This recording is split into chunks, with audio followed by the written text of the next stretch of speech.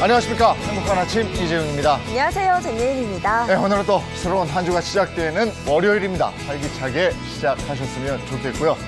뭐처럼 정말 오랜만에 코로나19 확진자 수 2자리로 줄었습니다. 이런 소식 들었습니다. 하지만 방심은 금물이라는 거 잘 알고 계시겠죠? 지난 주말 동안에 어떤 일이 있었는지 하고 가정 법률, 가족끼리 왜 이래 이어가도록 하겠습니다. 네, 오늘 가장 먼저 날씨부터 전해드리겠습니다. 오늘 전국적으로 쾌청한 가을하늘 드러날 걸로 보입니다. 다만 오늘 아침까지 내륙 곳곳을 중심으로는 짙은 안개가 끼는 곳 있으니까요. 출근길 교통안전 주의하셔야겠습니다. 또 오늘 또 비 소식도 나와 있습니다. 오후부터 밤사이 경북 동해안에는 산발적으로 빗방울 떨어지는 곳 있겠고요. 또 강원 산간을 중심으로는 서리가 내리기도 하겠습니다. 이어서 오늘 기온 자세히 살펴보시면 오늘 아침 기온 8도에서 17도, 한낮 기온 20도에서 26도에 상대입니다. 아침 기온이 10도 내외로 떨어지는 곳 있겠고요. 또 일교차도 크게 벌어지는 만큼 건강관리 유의하시기 바랍니다. 네, 9월 21일 월요일 행복한 아침 지금 시작합니다.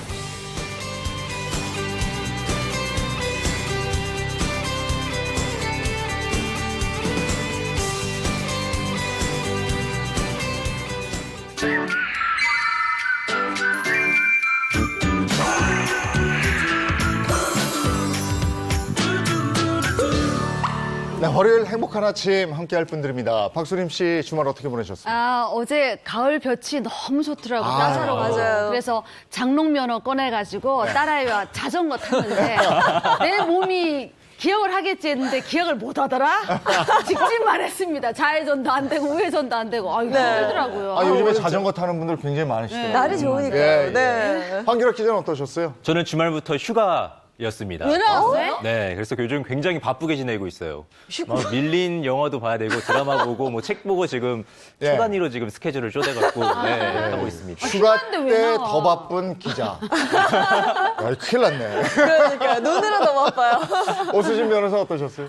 저는 주말 되니까 이제 아이들이 알아요. 그래서 주말이다 야호 하면서 너무 신이 났는데 네. 그러니까. 제가 남편이랑 같이 둘 다 휴식에 대한 의욕이 너무 크다 보니 네. 싸운 거예요. 그랬더니 이제 어제까지 계속 아이들이 엄마랑 아빠랑 싸웠어요 하면서 그 얘기를 10번도 넘게 하더라고요. 아이고. 빠르다. 정말 아이들 앞에서는 절대 싸우면 안 된다는 정말요. 것을 제가 몸소 느꼈습니다. 치고받고 싸웠어요? 어떻게 애들이 알지? 애들은 야. 아이들 눈치가 빠삭해. 눈치가 빠르죠. 엄마 아빠 싸우면 제일 불안한 게 아이들이라고. 그럼요. 네. 네. 네, 싸우면 안 앞으로는 돼요. 싸우지 말고 행복하게 지내시고요. 예. 제가 조정해드리도록 할까요? 네, 이인철 변호사 어떻게 지내셨어요? 저는 어제 또 역시 집안일을 했는데 제가 설거지를 하다가 인생의 법칙을 깨달았어요. 네. 뭐예요? 설거지 하니까 이게 굉장히 힘들고 또 네. 지저분한 걸 많이 보게 되잖아요. 인생도 이렇구나. 아무리 힘들고 지저분해도 조금만 버티면 행복한 날이 올 겁니다. 집안일을 통해서 인생을 깨달은. 네, 알겠습니다. 뉴스 몇 가지 살펴보도록 하죠. 앞에 말씀드렸습니다마는 지금 코로나19 확진자가 80명대로 내려앉았어요. 네. 그렇지만 방심할 수는 없고 그래서 비수도권 사회적 거리두기 2단계 유지하는 거죠? 네, 그렇습니다. 정부가요, 20일 종료 예정이었던 비수도권의 사회적 거리두기 2단계 조치를 오는 27일까지 일주일 더 연장을 하기로 했습니다. 정부는 이달 28일부터 다음 달 11일까지 예정된 추석 특별 방역 기간까지 일주일밖에 안 남은 점을 고려할 때 거리두기 완화는 혼선과 유행 확산의 위험성을 높일 가능성이 있다면서 연장의 이유를 밝혔습니다. 네. 그러면 고위험 시설에 대한 이 집합 금지도 유지가 되는 거죠? 네, 그렇습니다. 이에 따라서요, 클럽이나 노래 연습장, 또 뷔페 등 11종의 고위험 시설에 대한 이 집합 금지 조치도 계속해서 유지가 되는 거고요.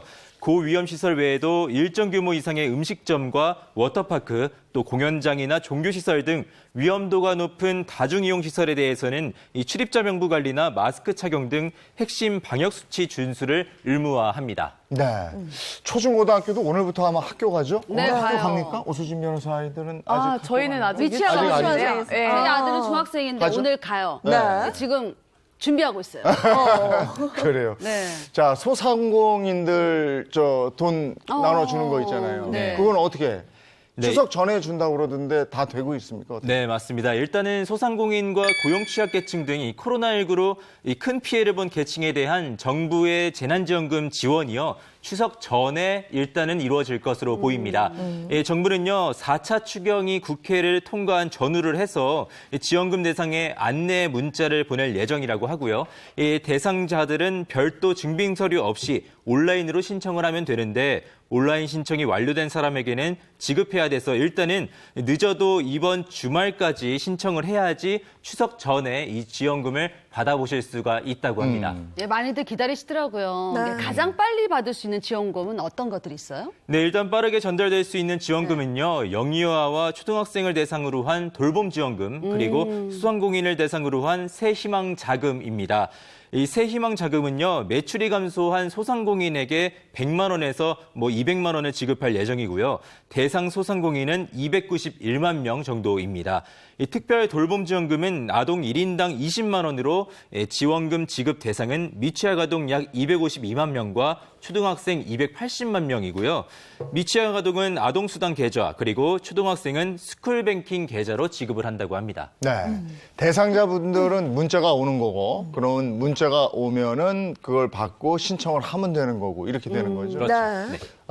이번에는 안타까운 소식이 하나 있는데 뉴스에서 많은 분들이 보셨을 거예요. 어머니가 집을 비운 사이에 초등학생 형제가 라면을 끓여 먹으려다가 화상을 입었는데 크게 입었어요. 맞아요. 좀 어떻게 돼 있나 모르겠네요. 네, 이 10살과 8살 초등학생 형제만 있는 집에 불이 난 게 지난 14일이었습니다. 그 엄마가 집을 비운 사이에 이 둘이 라면을 끓여 먹으려다가 결국 사고가 난 건데요. 이 크게 다친 초등학생 형제는 서울의 화상 전문병원 중환자실에서 여전히 치료를 받고 있고요.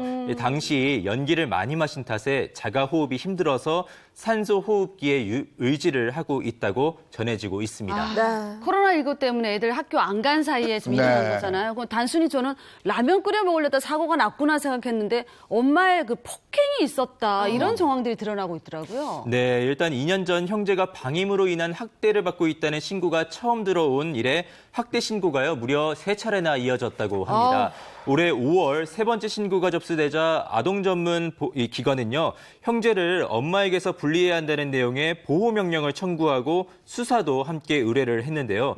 하지만 아이들이 엄마와 살고 싶다고 말했고 법원도 격리보다는 상담을 받는 게 좋겠다고 결정해서 분리는 이루어지지 않았다고 합니다. 그리고 이 코로나19 탓에 상담이 미뤄진 사이에 결국 사고가 난 거였습니다. 네, 그런데 이 학대 혐의를 받고 있는 어머니가 아이들의 건강 상태를 언론에 공개하지 말아달라라는 요청을 했다고 전해지던데요. 네, 학대 혐의를 받는 어머니가요, 아이들 건강 상태를 언론에 공개하지 말아달라고 구청 측에 요청을 했다고 합니다. 이 미추홀구청 관계자는요, 최근 병원 측이 개인정보 보호를 이유로 더는 아이의 상태를 알려주지 않고 있어 아이 어머니에게 확인하고 있다, 이렇게 밝혔는데요.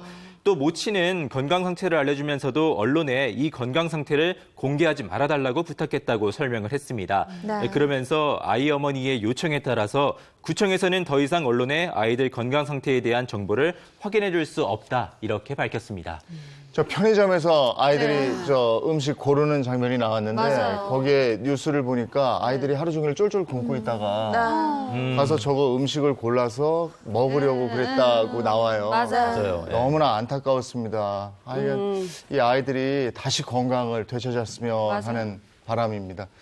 이번에는 다소 황당한 뉴스가 있었어요. 위층 사는 사람인데 네. 아래층에 내려와서 그 옷을 다 벗고 막 후보했다. 네. 이런 뉴스인데 이거는 뭡니까? 옷을 벗고? 네, 이 자신이 살던 원룸 아래층에 몰래 들어가서 맥주를 마시고 어머. 야채로 음란 행위를 하던 20대 남성 A씨가 경찰에 붙잡혔습니다. 이 부산 남부경찰서는요, 지난 10일입니다.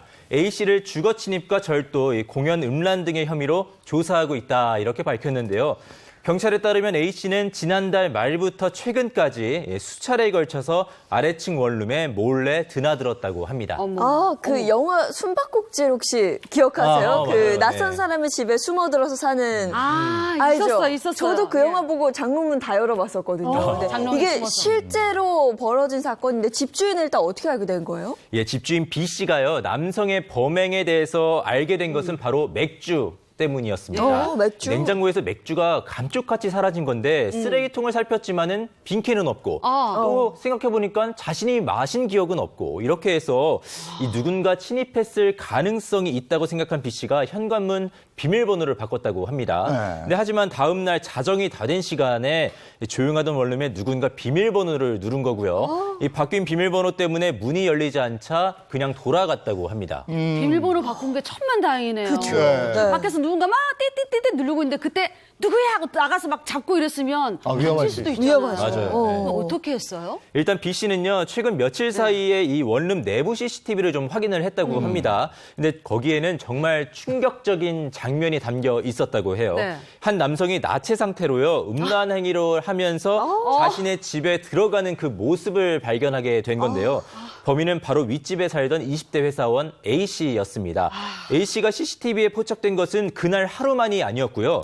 현관문 앞을 30분 반 서성거리기도 하고 원룸에 침입하기 전날에는 계단에서 바지를 벗은 채 음란 왜 행위를 그래? 했다고도 합니다. 야, 이거 CCTV 처음 확인하고는 정말 충격이 컸겠는데. 맞아요. 아니, 최초의 위층 남자가 아래층 그 비밀번호를 그럼 어떻게 알았대요? 그러게. 거기에는 좀 사연이 하나 있었는데요. 네. 이 아래층 남성 B 씨의 집에 비밀번호가 이 자동으로 설정되는 초기 비밀번호인 1234였던 겁니다. 네. 안 바꿨구나. 네, 그렇죠. 네, A 씨가 원룸 내부를 돌아다니다가 우연히 이 비밀번호를 눌러봤는데 이게 되는 거예요.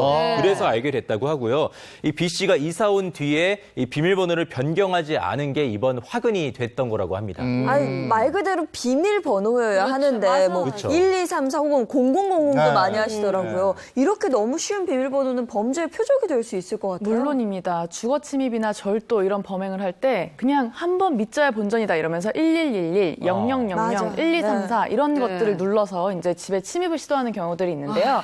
특히 이런 범행을 하는 경우에는 이 시스템을 초기화했을 때 0000이나 1234로 다시 이제 번호가 설정된다는 걸 알고 있는 그런 범행이 많습니다. 그래서 특히나 이제 이사를 나가거나 새로 이사를 들어온 경우 이럴 때에는 초기화를 해놓고 나가는 경우가 많기 때문에 이렇게 0000이나 1234를 눌러서 주거 침입 또 그 이후에 그런 범죄들을 시도하는 경우들이 있는 것입니다. 지금 방송 보시는 분들 비밀번호 혹시라도 1234 돼 있으면 바꾸세요. 5678로. 이게 자주 바꿔주는 거 이거 필요합니다. 네. 근데 아까 그 주거 침입 말씀하셨는데 이거 주거 침입 어떤 경우에? 그야말로 이제 다른 사람의 집을 침입하거나 네. 아니, 건물을 침입하거나 아니면 이제 방이 아니다 하더라도 이제 아파트 공용 공간 있잖아요. 네. 뭐 복도라든지 계단을 침입해도 되는데 제가 이제 재미있는 사건을 말씀을 드릴게요. 네. 옛날에 이제 어떤 남자가 어떤 여자를 너무 좋아해가지고 계속해서 스토킹을 한 거예요. 네. 여자가 얼마나 무서웠겠습니까? 막 집 앞에서도 기다리고. 근데 어느 날 딱 보니까 이 여성이 이제 그 창문을 딱 보니까 이 남자가 얼굴만 이렇게 쓱 들이는 거예요. 집에서. 그래서 경찰에 신고했거든요. 그러니까 이 사람이 뭐라고 했느냐? 아니 나는 몸이 들어간 게 아니라 얼굴만 이렇게 잠깐 들어간 거야. 자 재판에서 어떻게 결과가 나왔을까요? 주거 침입이 됐을까요? 안 됐을까요? 주거가 되죠. 그랬을 것 됐습니다. 같은데. 신체 일부가 들어가고 여성이 얼마나 놀랐겠습니까? 그런 경우에도 주거 침입이 되고요. 3년 이하의 징역형이나 500만 원 이하의 벌금형이 처해질 수도 있습니다. 얼굴만 더 싫어. 얼굴만. 그러면 그거 내가 술에 완전히 취해가지고 네. 옆집에 그냥 들어간 거야. 네. 모르고. 이런 경우는 어떻게 그런 돼요? 경우 있어요. 모르고 네. 그죠. 맞아요. 2015년에 있었던 일인데 네. 어떤 여성이 자기 집에 들어가냐 깜짝 놀란 거예요.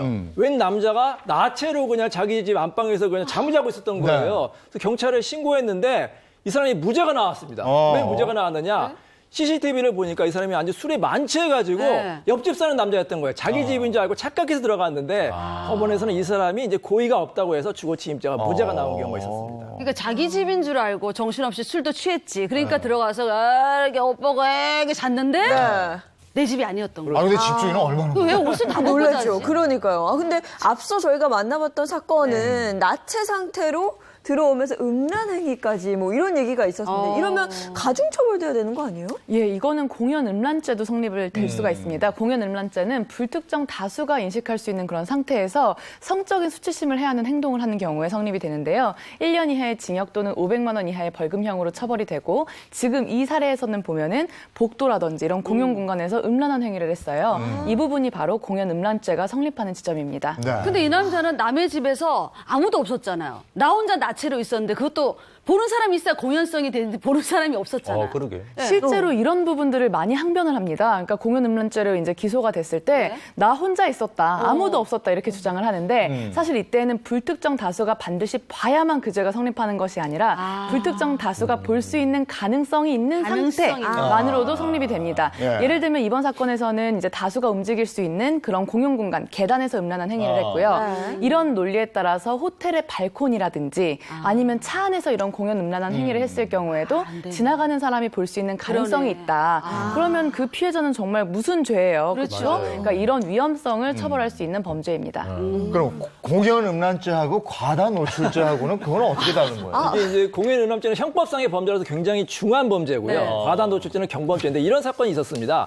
A랑 B라는 사람이 서로 다투고 있었어요. 말다툼이 심해지니까 A라는 사람이 너무 이제 화가 나가지고 바지를 벗더니 엉덩이를 이제 노출시킨 거예요. 상대방이 공연 음란죄라고 고소했는데 이 경우에는 우리 법원에서 형법상의 공연 음란죄는 안 되고 단순히 경범죄 처벌법상의 과다 노출죄로 10만 원 이하의 벌금형이 처해졌습니다. 노출하니까 그 추억의 그 인물이 생각나네요.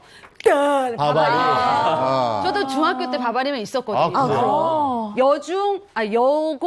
여중, 남중이 있었는데 남중까지는 안 올라가더라고요. 여중에서 유턴해서 내려가더라고요. 그 여중 요거만 그렇게 왜 더 배를 하는지 모르겠어요. 이분들 이런 사건 때문에 작년 12월에 이런 것도 하나 있었습니다. 보시면요. 역으로 착각하고 남고로 찾아간 바바리맨이 네, 검거되는 사건도 하나 있었는데 서울의 한 남고에 들어간 바바리맨이 옷을 벗은 뒤에 이제 작업을 하려고 하는 찰나에 이렇게 남고라고 깨닫고 도망치려 했어요. 근데 보시다시피 남학생들이 우르르 몰려와서 막 야유를 보내고 네, 포위를 당하면서 결국 이렇게 경찰에 붙잡히고 말았다고 합니다. 이 바바리맨 입장에서 번지수를 제대로 잘못 찾은 거죠. 남고였으면 또 학생들이 가만 안 뒀을 텐데. 그렇죠. 네, 어떤 처벌을 받게 되나요? 네, 이 경우가 바로 전형적으로 공연 음란죄가 그렇죠. 성립되는 경우입니다. 물론 그 바바리맨이 본인의 목적이라는 걸 달성하지 못했다 하더라도 어쨌든 불특정 다수인 앞에서 그런 성적으로 수치심을 해할 수 있는 행동을 하면 공연 음란죄로 처벌이 됩니다. 아니 앞선 사건처럼 나체로 돌아다니거나 바바리맨 하는 사람들 이런 자들을 보면 어떻게 해야 돼요? 사실 저도 이런 경험이 있어요. 소리 지르잖아요. 고등학생 때. 근데 그때는 학교 앞 근처에 있는 바바리맨도 있었고 또 이제 귀가하는 길에 그 트럭에서 자기 차 안에서 그런 음란 행위를 하는 경우가 그래요? 있었어요. 근데 저는 이런 거를 그 당시에는 신고를 하거나 누구한테 알려야 된다는 생각을 못했고 혹시 제가 더 큰 피해를 당할까 봐 막 도망치고 도망가죠. 그랬거든요. 다른 친구들도 마찬가지고. 근데 이런 행동을 하는 노출증이 심하거나 범죄까지 이어지는 사람들은 사실 그 노출 자체가 목적이 아니라 그 행동을 보고 반응하는 사람들의 그 모습을 포착하기 위해서 이런 범죄를 저지른다고 해요. 그러니까 예를 들면 으악하거나 네. 아니면 막 엄마 하면서 도망치거나 네. 뭐 울거나 이런 행동을 하면은 오히려 더 그 좋아하죠. 범죄를 자극할 수 있다는 거죠. 그래서 그냥 이제 그 자리를 의연하게 피하고 바로 신고하시는 그런 방법을 취하셔야 합니다. 아니 근데 그걸 의연할 수 있는 그 않죠. 또래가 그럼요. 그것도 참 세상에 별의 별 인간들이 다 많다. 자 이번엔 가족끼리 왜 이래 시간인데요. 오늘은 황당한 배우자들에 대한 사연이 준비되어 있습니다. 가족끼리 왜 이래?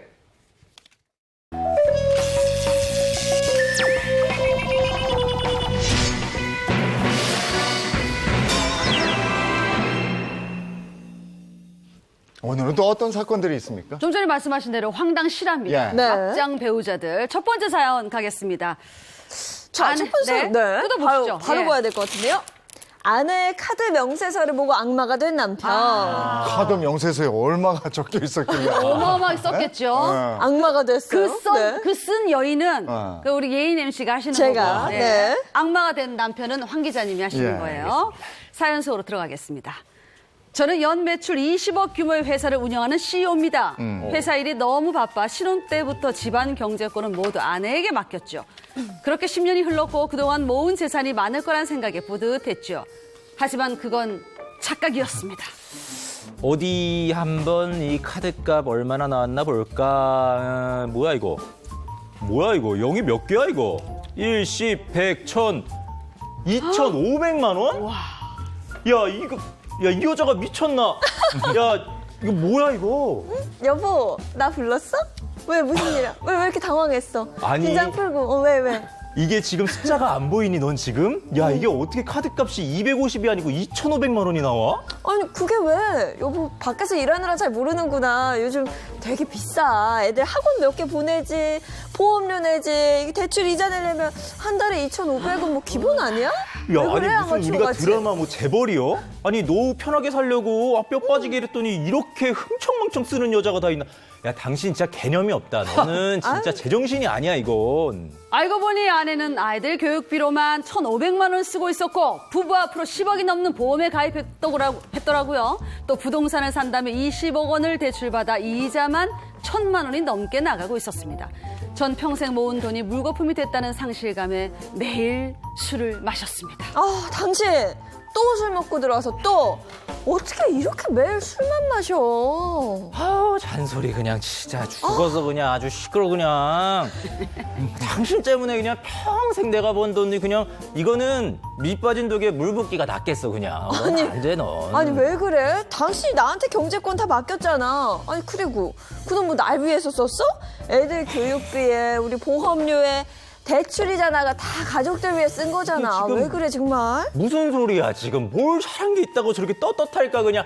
아, 너는 안 되겠다. 넌 그냥 좀 맞아야 되겠다. 너는 좀 에이. 아이고. 당신 지금 나 때렸어. 나 때린 거야. 나 이렇게 나 진짜 못 살아. 나 이혼하고 위자료 청구할 거야. 이혼해. 전 그렇게 아내에게 손찌검을 하게 됐고 아내는 다음날 집을 나가서 이혼 소송과 위자료 청구까지 했습니다. 과소비한 아내와 그런 아내를 폭행한 저 혼인 파탄 책임은 누구에게 있을까요? 네. 아유. 아 그래서 때리면 안 되죠. 그러게요. 글쎄. 네. 근데 요거는 어디서 약하긴 했지만 많이 들어본 때리는 소리다. 게. 뭐 그걸 날 위해 썼어, 우리 가족을 위해서 쓴 거 아니야? 이거 많이 들어봤던 소리. 아 집에 계신 분이 그러셨나요? 어디서 많이 들으셨을까요? 어쨌든 한 달에 2,500만 원을 너무 많이 썼어요. 썼네. 적지 않은 돈입니다. 상당히 많이 썼는데 이게 구체적으로 어떻게 된 내용이에요? 네, 사건은요, 지난 2014년에 있었던 판결 내용입니다. 이 남편이요, 우연히 집에서 아내의 신용카드 명세서를 보고 정말 깜짝 놀랐는데, 이 터무니없이 많은 돈이 나가고 있었기 때문입니다. 자녀 교육비로요, 무려 1,500만 원 이상이 나가고 있었고요. 부부 앞으로 10억 원이 넘는 보험에 가입하고 또 부동산 대출 이자만 1,000만 원 이상이 지출되고 있었습니다. 남편은 밖에서 진짜 허리 휘도록 일을 하고 그러니까 그 돈이 차곡차곡 모여져야 되는데 이게 그냥 밑 빠진 독이 물 붓기잖아요. 네. 그럼 얼마나 허망하겠어요. 근데 이게 아내한테 네. 경제권을 다 맡겼다는 거는 아내가 좀 알뜰하다 생각해서 믿었던 건데 맞아요. 그에 대한 배신감이나 실망감 때문에 폭행까지 간 것 같아요. 네, 맞아요. 이제 남편은요, 회사 매출이 한 20억 가까이 됐다고 합니다. 그러니까는 결혼 후에 자신이 좀 상당한 재산을 모을 것으로 기대를 했었는데, 자신의 예상과 다르니까는 자주 술을 마시고 새벽에 귀가해서 아내를 비난하고 또 원망했다고 합니다. 결국 골프채로 아내를 위협하면서 3시간 동안이나 폭언과 폭행을 해 전치 3주의 상처를 입었고요. 아내는요, 폭행 당한 다음 날 바로 집을 나와 별거를 해서 이혼 소송을 냈고, 남편도 여기에 대해 맞소송을 내게 된 사건입니다.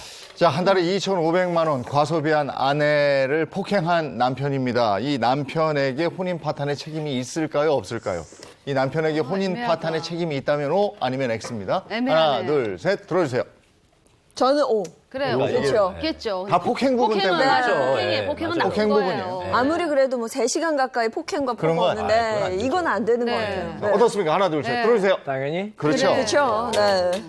만약에 이 사건에서 남편이 가만히 있는 상태에서 소송했으면 남편이 이겼을 이겼죠. 거예요. 네. 아내가 이제 잘못한 게 2,500만 원 쓰는 거는 과소비가 분명하거든요. 네. 근데 대화로 해결하지 않고 극단적인 방법, 폭력을 쓴 경우에는 남편이 더 잘못이 있다고 이렇게 결론을 내릴 수 있기 때문에 반드시 폭력을 행사하면 안 돼요. 어떠한 이유도 정당화될 수가 없습니다. 네. 근데 이건 위자료도 청구할 수 있는 거죠. 당연히 위자료도 네네. 청구할 수가 있고요. 아, 폭행을 했기 때문에 이 상황이 역전이 됐다 이렇게 보여지고요. 그러니까 배우자와의 갈등의 원인을 제공했다 하더라도 폭행은 안 된다 이 얘기예요. 네, 맞습니다. 실제로도요, 법원은 남편의 잘못이 더 크다고 판단을 했습니다. 그래서요, 남편은 아내에게 위자료 2천만 원을 지급하라 이렇게 판결을 했고요.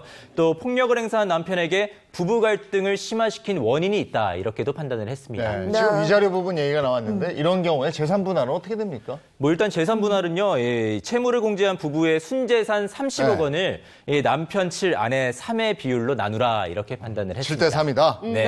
폭행당한 것도 이거 증거 필요하잖아요. 증거를 어떻게 수집했대요? 네, 증거가 굉장히 중요한데 네. 이때는 바로 폭행이 있은 다음 날 병원에 가셔야 됩니다.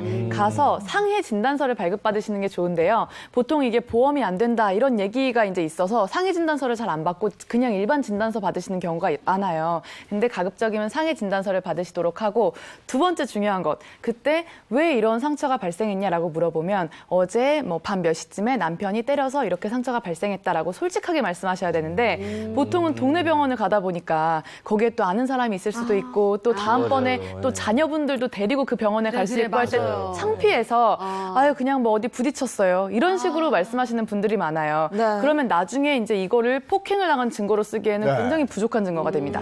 반드시 솔직하게 사실대로 얘기하고 만약에 사태가 심각해져서 경찰에 신고를 했다고 한다면 그 일시, 경위, 뭐 어떻게 어디를 맞았는지 이런 내용을 정확하게. 상세히 말씀하셔서 네. 나중에 사건, 사고, 사실 확인원을 발급받으셔야 합니다. 네.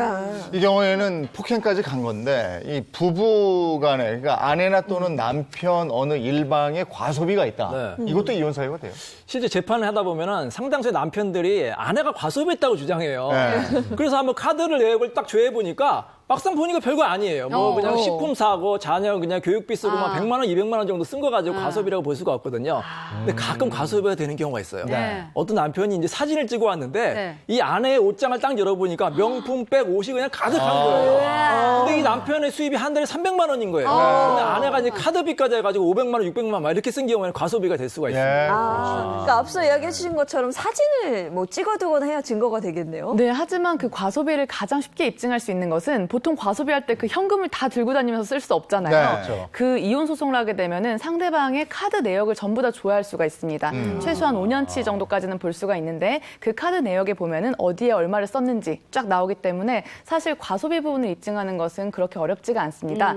다만 과소비가 인정이 안 되는 경우들이 오히려 더 있는데요. 그게 예를 들면은 남편 입장에선 아내가 무슨 돈을 뭐 한 달에 1,000만 원씩 쓰나 할 수 그렇죠. 있는데 남편 카드 명세서도 다 조회를 해보니까 본인은 막 골프채 사고 골프 다니고 그래. 막 숙소비 지급하고 이런 게 거의 비등비등한 거예요. 그러면은 이런 경우에는 과소비로 인정되지 않습니다.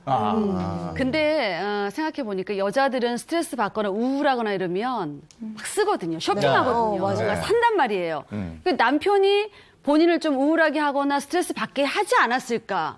그것도 생각해 볼 문제잖아요. 평상시에 굉장히 알뜰살뜰 근검절약하는 아내가 있었는데 어느 날 갑자기 막 명품을 사고 막 과소비하고 쇼핑 중독에 빠진 거예요. 그건- 알고 보니까 남편이 외도해가지고 스트레스 그래. 때문에 이렇게 되는 겁니다. 가끔 이제 아내분 같은 경우에는 남편도 마찬가지죠. 이렇게 네. 스트레스가 많은 경우에 우울증이 있는 경우에 쇼핑 중독으로 갈 수가 있거든요. 이 경우에 법원에 소송을 하면 양측 모두의 책임이 있다 이렇게 판결을 내리는 경우가 있어요. 네. 하지만 과소비가 지나치면 가정 경제도 파탄되고 혼인 생활도 파탄되니까 자제하시기 바랍니다. 자제하세요. 이 사건에서 보면 그 부부 앞으로 10억 원의 보험이 들어 있었잖아요. 근데 이 경우는 보험은 어떻게 처리됩니까? 이혼할 때? 보험은 사실 이혼의 기미가 보일 때 미리미리 정리하시는 게 가장 좋습니다. 왜냐하면 수익자나 계약자를 변경하는 것이 쉽지 않고 그렇기 때문에 또 보험을 가지고 있는 상태에서 이혼을 하게 되면은 이게 그 해지 환급금을 이제 평가를 해요. 네. 그래서 실제 보험은 계속 들어가면서도 이혼할 당시에는 상대방이 보험에 안 들어 있잖아요. 그러면은 그 금액을 그 당시 기준으로 해서 나누게 되는데 약간의 손해를 보게 됩니다. 그리고 이제 나중에 보험이 있는 상태에서 이혼을 하게 되면 그 계약자나 수익자를 변경하는 것이 매우 골치 아프게 되기 때문에 사실 이렇게 과도하게 보험을 드는 것 자체가 사실 권장할 만한 일은 아니에요. 그러니까 이혼에 앞서서는 보험 문제를 꼭 점검을 하셔야 합니다. 네. 알겠습니다. 다음 사연도 한번 볼까요? 자, 가족끼리 왜 이래 황당시나 막장 배우자들 두 번째 사연입니다. 뜯어주세요. 네, 두 번째 사연. 남편 남편의 외도? 외도 자금이 된 아내의 복권 당첨금입니다. 사업 자금도 아니고 이게 뭐 무슨 외도 외도 자금? 자금이야? 자, 사연 속으로 들어가기 전에 아내 역할은 제가 하고 남편 역할은 이재용 님이 해주시기 바랍니다. 사연 속으로 들어가겠습니다. 서로 첫눈에 반한 저와 남자친구는 만난 지 얼마 안 돼 부부가 되었습니다. 외식 한 번 제대로 못하는 가난한 형편이었지만 서로를 의지하며 행복하게 살았죠. 그러던 어느 날 저희에게 기적 같은 일이 찾아왔습니다. 아유, 당신 뭐 또 복권을 맞춰보고 그래. 맨날 되지도 않는데 이제 그만 사. 가만있어. 왜? 어머니, 이게 실화야? 뭐? 나 1등 됐어. 1등? 70억이야. 1등 70억? 야, 진짜? 야, 이게 꿈이야. 뭐야, 이게. 야, 내가 복동이하고 살았어. 야, 수리마, 사랑한다. 누가 사랑하는 세상에. 우리 이제 남들처럼 땅땅거리며 사는 거야. 그래. 그렇게 저희는 70억을 받아 하루아침에 부자가 됐죠. 하지만 행복도 잠시. 그의 겨울 남편은 간암 말기 판정을 받았고 저는 당첨금으로 항암 치료 비용을 냈습니다. 다행히도 남편은 다시 건강을 되찾았죠. 그런데 당신 어떻게 나한테 이럴 수가 있어? 항암 치료비 다 돼가면서 병 고쳐줬더니 이제 와서 다른 여자랑 바람을 피워? 어떻게 나한테 이럴 수 있어? 아이, 뭔 소리야. 아이, 그 여자 그냥 진짜 친구야, 친구. 어? 나 지금 진짜 승마 배우러 가야 되니 쓸데없는 소리 하지 마. 에이, 무슨 소리야. 뭐? 친구랑 승마를 해? 친구랑 골프를 해? 당신 누구 덕에 이렇게 잘 사는데 내가 사준 외제차에 다른 여자 태우고 선물까지 사줘? 헉! 우리 이혼해. 뭐? 이혼해? 어? 알았어. 그럼 복권 당첨금 우리 저 부동산 산 거 다 반 나눠. 뭐? 복권 산 사람 나야. 1등 된 사람 나야. 오늘 밤 주인공은 나야. 나야. 뭘 나누고 어쩌고 다. 나 한 푼도 못 줘. 어? 너 왜 이렇게 바빠? 제가 산 복권 당첨금으로 간암 치료비 대줬더니 바람 피운 남편. 전 이혼할 때 남편에게 부동산 나눠줘야 할까요? 야, 이거 정말 안타까운 게 돈 없이도 행복했단 말이에요. 이 그래요. 부부가. 그렇죠. 근데 오히려 복권으로 돈이 생긴 다음에 결국 불행해졌어요. 네. 어떻게 된 사건입니까? 네, 지난 2017년 있었던 판결입니다. 네. 이 두 다리를 제대로 움직이지 못하던 1급 지체장애인이었던 아내가요, 2004년에 신용불량자였던 남편을 만나서 사실혼 관계를 유지하게 되는데요.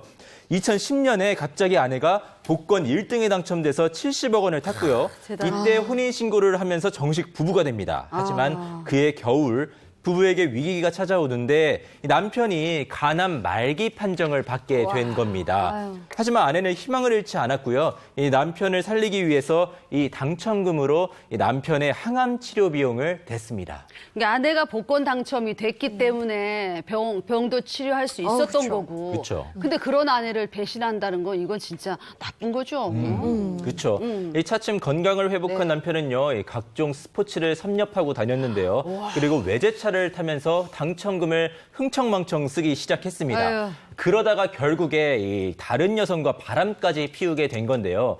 이 부부는 이혼 소송에 들어갔고 남편은 아내가 이 복권 당첨금으로 사들인 부동산을 나눠달라고 한 겁니다. 이 부부는 함께 50억 원을 썼기 때문에 남은 재산이라고는 결국 부동산밖에 없었는데요. 이 남편은요, 이 부동산 유지, 재산 증식에 자신이 어느 정도 기여를 했기 때문에 일정 부분을 나눠줘야 된다 이렇게 주장을 했고, 또 아내는 남편의 사치와 부정행위로 혼인 생활이 파탄에 이른 거다 이렇게 하면서 바람난 남편에게 재산은 줄 수 없다고 맞선 겁니다. 그럼 부인이 복권에 당첨이 됐어요. 네. 그다음에 부동산을 산 거예요. 이제 부동산만 남은 거죠. 근데 바람을 피웠어요, 남편이. 근데 요거 여러분 어떻게 생각하십니까? 이걸 재산 분할해서 나눠줘야 될까요? 이거 나누면 안 되는 걸까요? 나눠줘야 된다고 생각하면 O 아니면 X입니다. 하나, 둘, 셋 들어주세요. 안 되겠는데, 근데 저는 될 것 같은데. 나눠줘야 되는 재산 거. 분할이니까 나눠줘야 되는 맞아요. 거예요. 위자료를 청구하더라도 분할은 될 것 같아요. 글쎄. 근데 이게 부부간이니까. 복권 당첨은 아내가 된 건데 같이 만들어낸 그래도 재산이 부부가 아니잖아요. 같이 살았고 그 과정에서 부동산도 산 거잖아요. 맞아요. 샀을 때는 사이 좋았잖아. 그러니까. 어떻게 됩니까, 이거? 부분 생각은 나누면 안 될 것 같은데? 안 돼요. 안 되는구나. 이게 안 되는구나. 왜 안 돼요? 일단 기본적으로는 그래요. 그러니까 재산 분할의 대상이 되는 것은 사실 기여도가 반영이 돼야 됩니다. 근데 이제 대표적으로 특유재산, 고유재산이라고 해서 혼인 전부터 내가 갖고 있었던 고유재산이나 아니면 혼인 이후에 취득했지만 그 일방의 명의로 취득한 것에 대해서는 재산 분할이 되려면 기여도가 인정이 돼야 됩니다. 복권은 그 중에서도 이제 대표적인 특유재산으로 볼 수가 있는데요. 네. 왜냐하면은 이것을 취득한 사람조차도 본인이 네. 어떤 기여를 했다기보다 운이에요. 그러면 상대방도 그것에 대해서 자기가 기여도가 있다고 주장하기가 굉장히 애매해지는 거예요. 네. 그렇기 때문에 예외적으로 복권을 취득하고 혼인관계가 좋아서 쭉 그런 관계가 유지가 됐고 그러면서 생긴 재산에 대해서 기여를 했다는 걸 입증을 하지 않으면 복권을 가지고도 재산 분할로 나누라라는 판결 받기가 쉽지 않습니다. 그러면 이거 실제 사건은 어떻게 됐어요? 네, 일단 처음 1심 재판부는 남편의 손을 들어줬습니다. 이 부부가 6년 동안 함께 50억 원을 썼고 게다가 현재 재산 분할 대상이 복권 당첨금으로 취득한 이 부동산이라는 점 그리고 복권 당첨 후에 정식으로 혼인신고를 한 점을 들었는데요. 다만 남편의 부정한 행위로 혼인 생활이 파탄이 났기 때문에 이 재산 분할 비율을 20%로 제한한다. 그러고 했습니다. 하지만 여기서 항소심에서 네. 판결이 뒤집히게 됐습니다. 어떻게 뒤집혔어요? 일단은 항소심에서는요, 재판부가 복권 당첨금은 당첨자가 자신의 행운에 의해 취득한 이 재산이고 아내의 특유 재산이다 이렇게 판결을 하면서 기각을 했습니다. 또 남편은 돈을 쓰기만 했을 뿐 재산 증식에는 기여를 하지 않았다고도 판단을 한 건데요. 네. 일단 남편이 부동산 임대 수익을 올리는 데는 일정 부분 도움을 주기도 했지만 결국 복권 당첨금을 소비한 액수에 비해서 재산 증식의 기여도가 굉장히 미미하기 때문에 재산을 나눠받을 자격이 없다고 판단을 한 거였습니다. 그러니까 원칙적으로는 복권 당첨금이 재산 분할 대상이 안 되는 거네요. 그렇죠. 근데 그게 재산 분할 대상이 이렇게 재산 분할 인정된 그런 사례는 없어요? 뭐 원칙적으로는 안 되지만 예외적으로 인정되는 경우가 있었어요. 네. 이 남편이 좀 그 경제적인 능력이 없어가지고 아주 근근히 어렵게 살던 이제 사실혼 아내가 있었는데 네. 복권 1등이 당첨된 겁니다. 근데 당첨금이 19억 원이었어요. 네. 남편이 이 당첨금을 본인의 통장이 아니라 아내의 통장에 맡겼던 거예요. 그러니까 아내가 그 돈으로 이제 시어머니를 위해 쓰고 자녀 위해 쓰도록 알뜰살뜰 썼어요. 여기까지 문제가 없었는데 네. 어느 날 남편이 이 당첨 사실을 이제 시댁 가족에게 알리면서부터 문제가 발생하게 됩니다.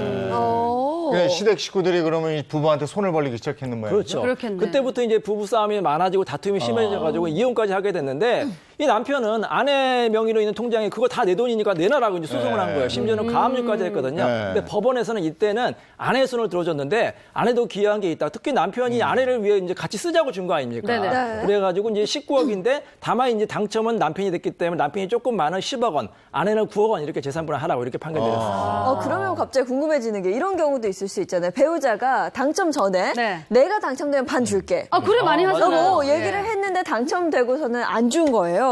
혼자 가버렸어요. 이런 경우는 반 달라줘라 이렇게 얘기할 수 있는 거예요? 그렇죠. 원래는 줘야죠. 내가 반 주겠다라고 약속했잖아요. 네. 부부의 네. 계약도 계약이기 때문에 이건 조건부 증여계약으로 볼 수 있어서 줘야 되는데 문제는 이게 법원으로 가서 싸움을 하게 되면 소용이 남편이 없어. 분명히 반 준다고 했어요. 네. 이제 아내는 억울하니까 막 얘기할 텐데 남편은 법정에서 내가 언제 그렇죠. 이렇게 이제 나오면 입증할 수가 증거가 없는 없죠. 거예요. 네. 그래서 실제로도 부산지방법원에서 네. 이제 이혼 소송이 있었는데 여기서 이제 남편이 복권에 당첨이 됐고 그 전부터도 항상 내가 이거 되면 반 줄게 막 이랬는데 실제로 당첨이 되니까 생활비도 오히려 줄이고 그리고 반도 안 주고 그러다 폭행까지 하면서 이혼을 하게 된 거예요. 근데 아내 입장에서는 이게 반을 준다는 거 입증하지 못해서 결국에 판결은 복권에 대한 당첨금은 남편이 가져가는 것으로 판결이 났어요. 그럼 말로 한 약속은 소용이 없는 거네요. 그러니까 특히 내가 믿을 수 있는 사람이라면 말이라도 있는 게 감사하지만 네. 그게 아니라면 문자 메시지라든지 녹음이 있어야 되고요. 특히 이 사건에서는 아내분이 조금 더 버티면서 혼인 생활을 유지하면서 기여도를 늘려가는 것도 방법이 될 수 있었는데 사실 이혼 소송을 앞두고선 버티세요라는 말만큼 굉장히 그 사람한테는 무참한 말이 없어요. 그러네. 도저히 하루도 살 수 없거든요. 네. 그렇죠. 야, 참 부부 사이에도 녹음을 해야 돼. 증거가 있어야 돼요. 문자를 수시로 하세요. 문자가. 그렇지. 네. 네, 알겠습니다. 자, 가족끼리 왜 이래? 황당시라 막장 배우자들 네. 마지막입니다. 네. 세 남편 번째 사연. 의심해서 조카와 조카? 친자 감정한 아내입니다. 조카와 친자 감정이면 아니 이렇게 의심했다는 거야? 이거 예? 이거는 너무 의심인데. 의심이죠? 네, 그래요. 자, 아내 역할은 제가 하고 남편 역할은 이재용 님이 하시는 예, 겁니다. 사연 속으로 들어가겠습니다. 아내는 제게 관심이 참 많습니다. 처음엔 그게 사랑으로 느껴졌지만 아내의 관심은 점점 집착으로 변했죠.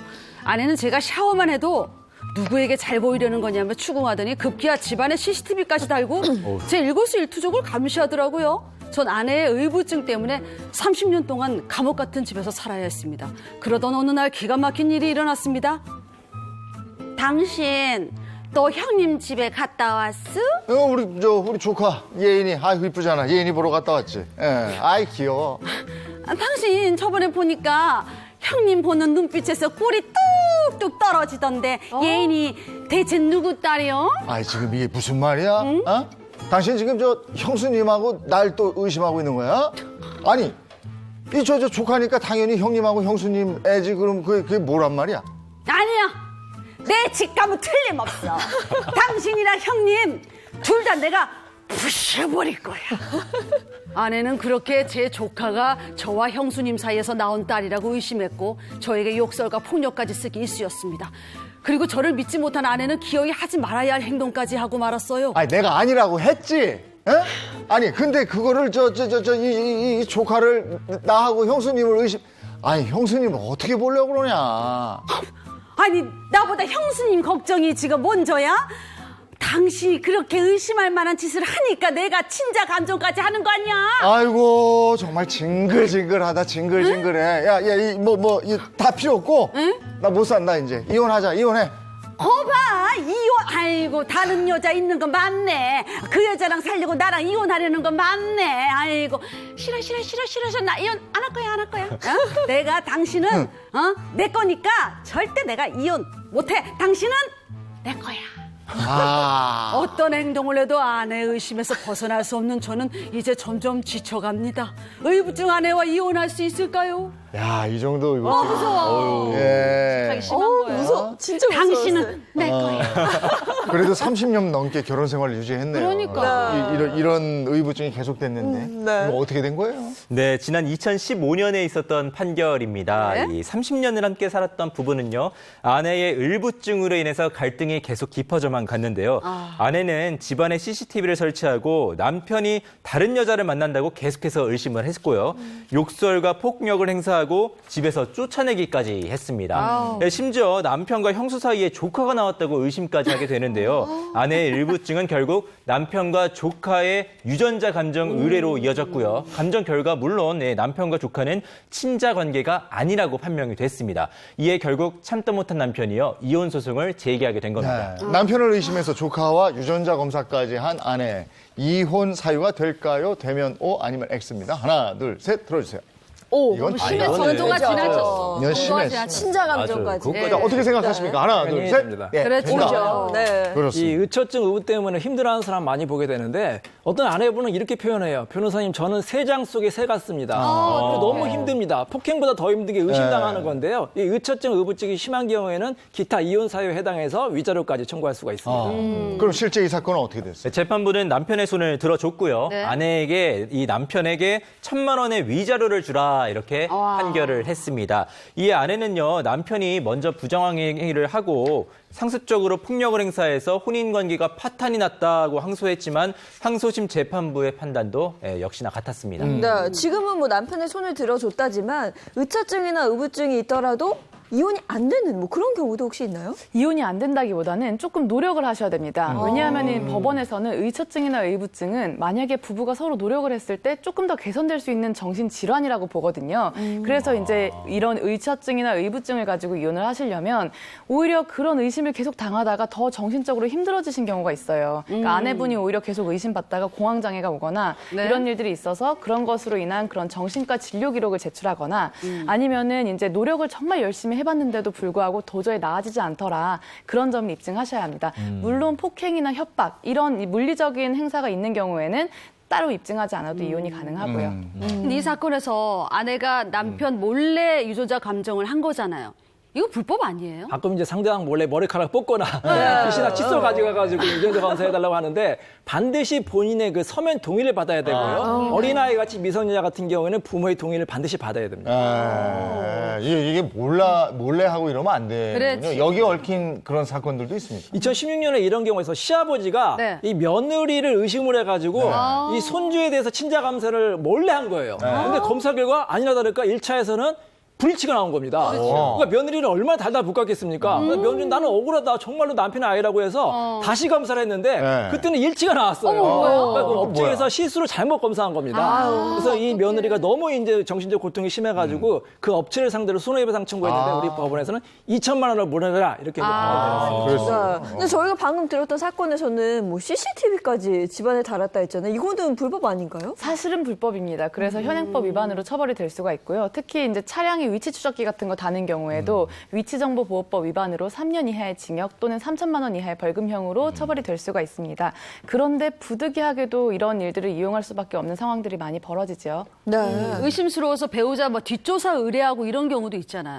맞아요. 왜냐하면 이제 간통죄가 폐지가 됐는데 사실 아내든 남편이든 가장 참을 수 없게 힘든 것이 폭행보다도 오히려 더 배우자의 외도라는 그런 조사 결과가 있었어요. 그건 도저히 참을 수도 없고 내가 의심을 하다 보면 나까지도 정신적으로 이상해질 것 같고 근데 그 모습을 포착하기 위해서는 그런 불법 의뢰들을 하는 겁니다. 근데 형사에서는 이렇게 위법하게 수집된 증거가 증거로서 사용될 수가 없지만 민사에서는 어쨌든 법관의 자유심증을 형성하는데 전부 다 반영이 됩니다. 그러니까 차라리 내가 불법으로 고소당하더라도 벌금을 내고 말지 이러면서 감행을 하시는 분들이 많습니다.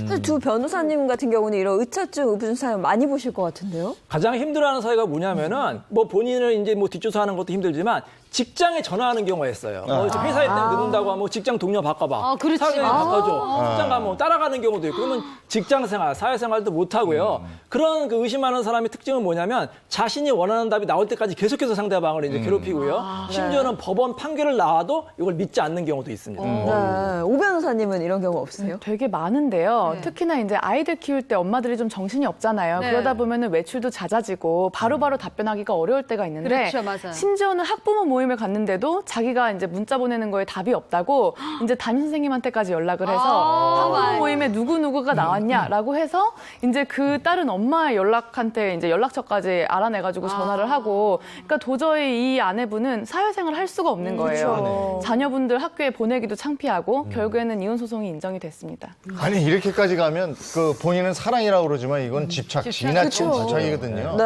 이럴 때 어떻게 해야 됩니까? 일종의 망상장애 질환이 될 수가 있고요. 이 의심을 하는 사람의 특징은 뭐냐면 본인의 자존감이 너무 낮은 거예요. 그래서 불안합니다. 상대방이 언제 떠날지. 그러니까 상대방이 사실 그렇게 큰 잘못이 없는 경우가 많거든요. 부부가 같이 심리적, 정신적인 치료를 받는 것이 더 중요하다고 생각이 됩니다. 네. 그게 지나치게 자신감이 떨어지고 자존감이 약하면 이런 경우가 많이 있을 것도 맞아요. 같아요. 네. 불안해지니까. 야, 이게 사랑은 좋지만 집착까지 가는 경우는 정말 상대방이 너무 힘들 것 같습니다. 네. 알겠습니다. 오늘 가족끼리 왜 이래는 여기까지 해야 되겠네요. 네, 고맙습니다. 고맙습니다. 네, 이번엔 자동차 얘기 좀 나누겠습니다. 네, 어떤 내용인지 영상부터 보고 오시죠.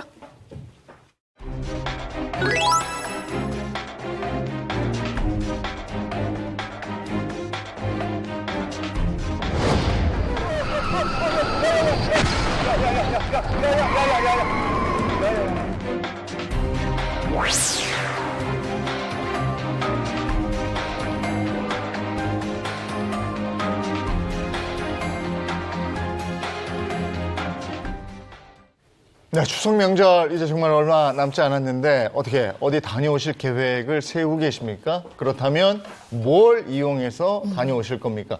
많은 분들이 자동차를 가져가겠다 이렇게 얘기했다고 그래요. 네. 코로나 때문에 아마 그럴 글쎄. 것 같은 느낌이 들어요. 예. 네. 그래도 너무 장시간 운전하는 거 꺼리시는 분들은 네. 대중교통, 뭐 기차나 괜찮죠. 네, 버스 많이 이용하시더라고요. 네. 맞아요. 이제 기차나 버스, 비행기 등 정말 다양한 이동 수단이 있겠지만요. 이 추석 명절에는 아무래도 자동차를 이용하시는 분들이 많을 겁니다. 그래서 더욱더 교통사고에 유의를 하셔야 되는데요. 2019년 행안부에 따르면요. 이 2014년부터 18년까지 추석 명절 전후로 발생한 교통사고가 약 1,800건이고 이로 인해서 약 3만 1,000명의 사상자가 발생한다고 합니다. 네. 특히 연휴 전날의 교통사고 건수가요. 하루 평균 827건으로 연간 하루 평균보다 한 1.36배 많은 수치를 보이고 있다고 합니다. 아, 특히나 명절에는 장거리 운전하시는 분들 많고 또 차가 막히니까 졸음 운전 하시는 분들 맞아요. 많아서 네. 정말 안전 운전하셔야 됩니다. 네, 맞습니다. 그래서 오늘은요, 다가오는 추석 명절에 이 안전한 장거리 운전을 위해서 우리가 살펴봐야 할 것들 좀 네. 소개해드리도록 하겠습니다. 네. 자, 안전한 추석 연휴 장거리 운전 꿀팁입니다. 출발 전에 꼼꼼한 뭘까요? 점검? 점검. 그렇죠. 차량 차량 점검은 점검. 필수다. 그렇죠. 이거 중요하죠. 뭐 간식 챙기기도 중요하겠지만 차량 점검, 타이어 공기압 체크하고 그럼. 바람 빠졌나 보고 해줘야 돼요. 그렇죠. 맞아요. 이제 장거리 운전은 사람도 피곤하지만 네. 자동차도 정말 피곤하거든요. 네. 그래서 이 장거리 운전을 앞두고는 이 꼼꼼한 점검을 꼭 하셔야 됩니다. 기존길은 아무래도 고속도로 위에 있어야 할 경우가 많기 때문에 갑작스럽게 자동차 고장 나면 굉장히 난감하거든요. 그럼요. 예. 네. 출발 전에 체크해야 될 것 어떤 게 있을까요? 점검을 좀. 네, 출발 전에 첫 번째로 타이어 공기압 그리고 마모 상태를 꼭 좀 확인을 해주셔야 합니다. 네. 예, 실제로요 타이어에 의한 교통사고가 굉장히 많이 일어나고 있고요. 공기압이 낮은 상태에서 고속으로 달리다 보면은 이 파손 가능성 굉장히 크고요. 또 마모가 심하면은 제동 거리가 늘어나서 이 또한 굉장히 위험합니다. 예. 네, 타이어 확인 필수입니다. 두 번째는요? 네, 두 번째는 엔진 오일을 확인하셔야 되는데요. 이 교통체증 때문에 주행하고 정지하고 이걸 계속해서 반복하시다 보면은 엔진에 과부하가 걸릴 수가 맞아요. 있습니다. 예. 엔진 오일을 그럼 저도 확인할 수 있는 거예요? 방법이 있어요? 그렇죠. 이제 평범한 곳에 이제 주차를 일단 해놓으신 후에요. 이렇게 엔진 속에 있는 쇠막대를 꺼내서 확인하시는데 이 엔진 오일이 눈금에 풀 그리고 로우 사이에 묻어 있으면 정상이고요. 그런데 보실 때 이 색이 좀 탁하거나 검거나 하면은 새로운 기름으로 바꿔주시는 게 좋습니다. 엔진오일 체크하고 또 확인해야 할 게 어떤 게 있을까요? 또 배터리 역시 소모품이니까요. 이 또한 주기에 맞춰서 교체를 해주셔야 되고요. 이 밖에도 뭐 와이퍼나 뭐 워셔액, 냉각수 브레이크 이런 것들 장거리 운전하시기 전에 한 번씩 확인 받으시는 게 좋을 것 같습니다. 예. 비단 뭐 추석뿐이 아니고 이제 겨울로 가는 길목이잖아요. 이럴 때 배터리 같은 거는 네. 예, 확실하게 점검을 해주셔야 맞아요. 돼요. 자, 이번에는 쉬면서 운전할 수 있는 쉬면서 운전을 할 수 쉬면서 있어요? 어떻게 운전을 해? 쉬면서 할 수 있는 따로 해야 것은 되는데? 없다. 자동차 기술 있네요. 네. 있네. 기술이 발전되니까 쉬면서도 할 수 있나? 그렇죠. 이 고속도로에서 장기간 운전을 하게 되면 굉장히 네. 피로해지기 때문에요. 이런 피로를 풀어주는 자동차의 기술, 기능들이 있습니다. 아, 피로감을 풀어줄 수 있는 그런 기능들이 있어요. 네. 자동차에. 이게 첫 번째로는 이 고속도로 및 자동차 전용 도로 위에서 할 수 있는 건데 이 네. 주행을 보조해주는 시스템입니다. 이 시속 150km 이하로 주행할 때 차로 중앙으로 주행할 수 있게 차로 유지를 보조해주고요. 앞차와의 거리도 자동으로 조절을 해주는 건데요. 실제로 내비게이션을 통해서 차량 위치가 고속도로인 것이 확인이 되면 네. 시스템이 작동을 하고요. 운전자가 설정 속도를 고속도로의 이 제한 속도로 맞춰놓으면은 제한 속도를 넘지 않고 안전하고 또 편하게 주행하실 수도 있습니다. 네, 그러니까 피로도 줄이고 사고도 예방할 수 있는 일석이조의 효과가 있는 거네요. 네. 크루즈 기능이라고 어제도 저 산에 갔다 오는데 네. 길이 어제 왜 이렇게 길이 밀려? 막히죠, 많이 막히죠. 네. 근데 크루즈 기능인가 그걸 해놓으니까 이렇게 간격을 자기가 알아서 유지하더라고요. 맞아요. 그 그렇죠. 기술입니다. 네. 네. 그거 아주 편하더만요. 네. 그렇죠. 장거리 운전할 때는 특히나 미처 신경 쓰지 못하는 네. 부분들이 많은데 네. 그 부분까지 다 체크할 수 있다는 거거든요. 맞아요. 그리고 또 한 가지가 있는데요. 네. 바로 차량의 속도나 연료 잔량 같은 그리고 또 길 안내 정보 등 운전자 이런 정보들을 운전자 바로 앞 유리창에 그래픽으로 보여주는 디스플레이도 있습니다. 아, 지금 화면에 보이는 건데 이거 영화에서도 많이 네. 보는 장면 아니에요? 아주 편하겠네. 그렇죠. 네, 맞습니다. 이걸 바로 헤드업 디스플레이라고 하는데요. 이 자동차를 운전하다 보면은 이런 정보들을 확인하려면 시선을 돌려야 되잖아요. 네.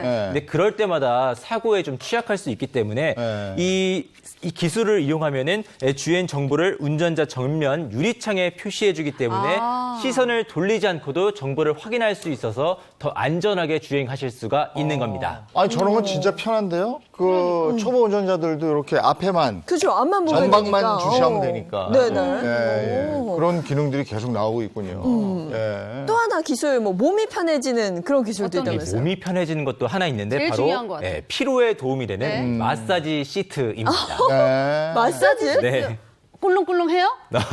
이 마사지는 정말 필요하긴 해요. 근데 운전할 운전하면서 때 어떻게 마사지를 괜찮나 모르겠네. 예, 운전해야 마사지? 되니까 이게 움직여지면. 운전이 길어지다 보면은 운전자의 다른 신체 부위보다 허리가 경직되고 아프다고 해요. 네. 그래서 마사지 시트는 허리 부위를 마사지해주면서 혈액순환을 돕고 또 근육이 경직되는 것을 막는다고 합니다. 뭐 네. 피로도 줄이고 네. 건강도 생각하고 이 도움이 되는 겁니다. 장거리 운전하고 나면 허리 아프잖아요. 그렇죠. 많이 아파요. 아까 저거 카 시트 보니까 네. 고급차네.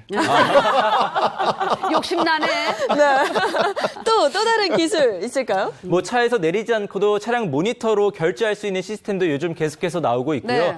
주유소나 주차장에서 비용을 지불할 때 이 별도의 카드 없이 이 자동차 내비게이션 화면을 통해서 결제를 할 수 있는 시스템도 속속 나오고 있습니다. 네. 차가 신용카드나 마찬가지네요. 그렇죠. 그러니까 직원들과 접촉을 좀 줄일 수 있으니까 코로나19 걱정도 좀 덜 수 있고 괜찮네요. 네. 네. 이게 저 고향 가는 길은 추석길은 막히기도 하고 멀잖아요. 차 안에서 한 4시간 기본일 거예요. 아유, 그렇죠. 네, 네. 그런 것들은 좋네요. 네. 사고가 났다면 났다면 어떻게 하느냐? 긴급 출동 서비스. 네. 이거 중요하죠. 네, 고속도로 위에서 갑작스럽게 사고가 났거나 이 차량 고장이 났다면 바로 어떻게 하실 겁니까? 뭐 어떻게 당황스럽죠. 네. 일단은 고속도로면 더. 보험사 연락하고. 그렇죠. 아니 절차가 근데 있죠. 사고 났을 때요. 길 막혀 막 힘든데 거기다 차 2대 딱 세워놓고 그래. 맞아요. 전화만 계속 이러고 하고 있으면 정말 좀 빼줘야 되는데. 그렇죠. 어떻게 해야 돼? 이럴 때는 긴급 출동 서비스를 좀 생각하시면 되는데요. 긴급 군안이나 또 견인, 주유 등 상황에 맞는 지원을 각자 받으실 수가 있습니다. 차량 룸미러, 백미러 보시면요. 여기에 SOS 버튼이 있으실 거예요. 그래서 이 버튼을 누르면 즉각 이 신청하실 수가 있습니다. 이 버튼 하나 누르면 바로 오는 달려오니까. 거야. 그렇죠. 키트 이거 아니 키트.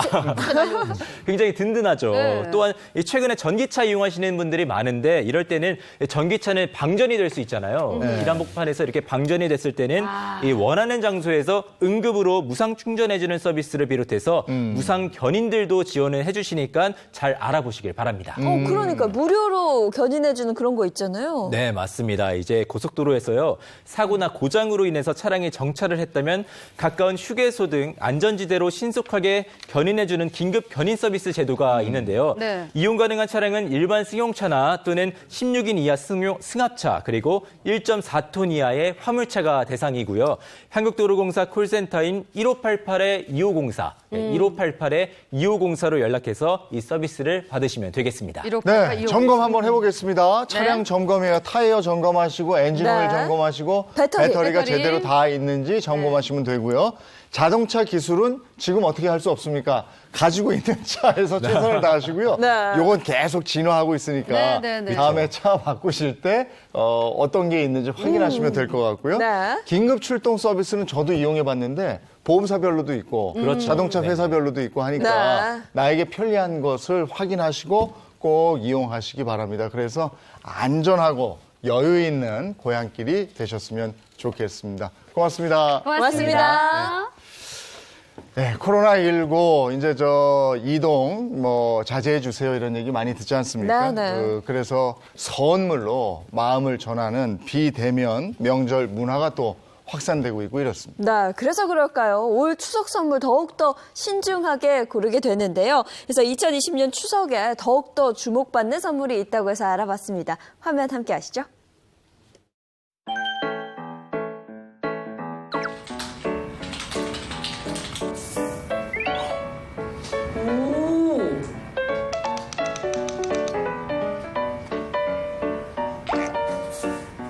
벌써 추석이네. 엄마한테 전화해봐야겠다. 엄마, 이제 곧 추석인데 나 언제 갈까? 오지 말고 선물만 보내라고? 뭐야? 뭘 보내먹지? 어느덧 열흘 앞으로 다가온 추석. 추석에는 대개 가족들과 함께 모여 차례를 지내고 서로 맛있는 음식을 나눠 먹으며 건강과 행복을 기원합니다.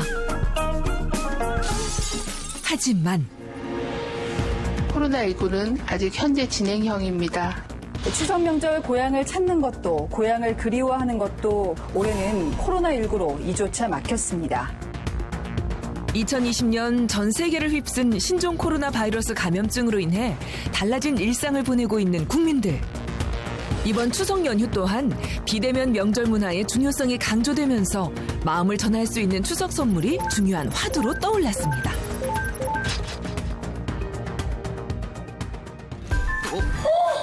뭐야? 대박! 이런 게 있었어?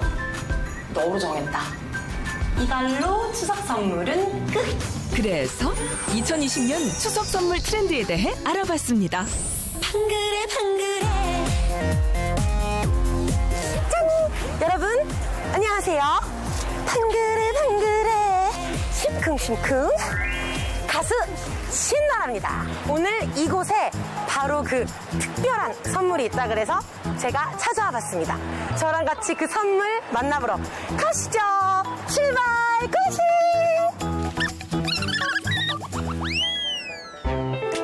추석에 필요한 물건을 구입하기 위해 많은 시민들의 발걸음이 이어지고 있는 서울의 한 대형 마트.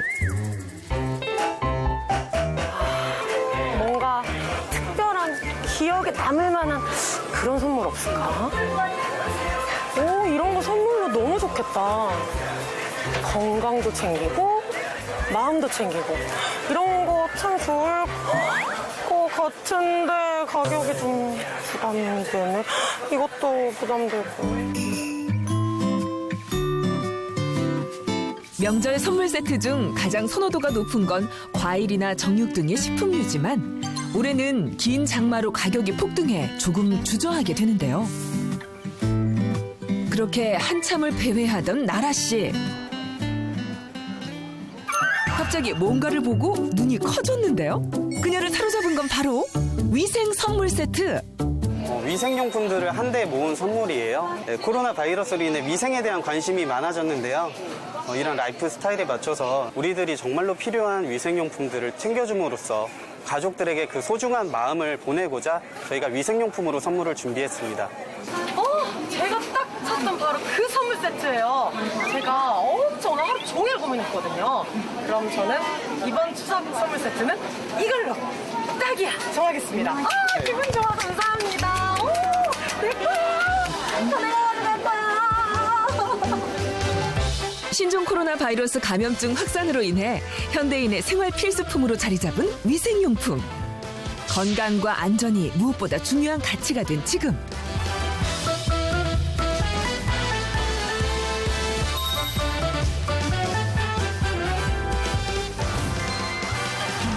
사회적인 트렌드를 반영하여 2020년 추석에 새롭게 등장한 위생 선물 세트 역시 시민들로부터 많은 관심을 받고 있습니다.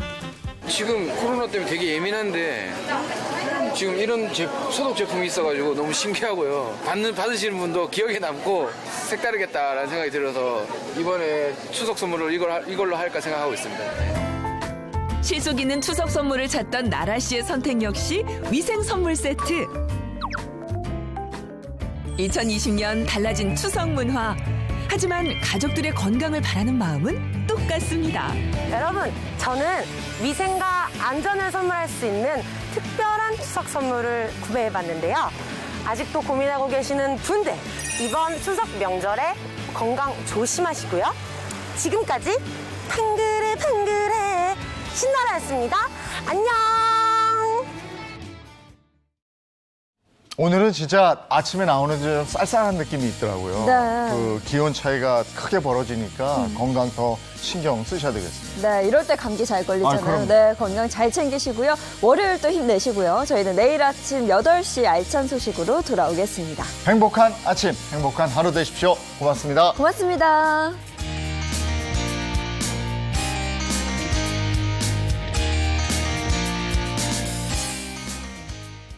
채널 A